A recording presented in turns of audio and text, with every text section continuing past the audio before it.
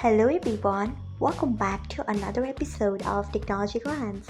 Today in this video, I'm going to guide you through how you can autoplay videos on Wi-Fi only on X. So let's get started. Firstly, open X app in your device, then tap on your profile icon. Next tap on settings and privacy, then tap on accessibility, display and languages. After that, tap on data uses, then scroll until you find video autoplay. Next tap on it. After that, you can see the option of Wi-Fi only. Tap on it.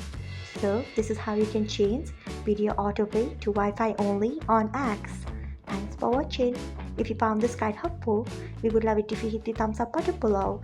We upload great new tech tutorials like this one every day. So do not forget to subscribe to our channel and hit the bell icon so that you'll never miss another update.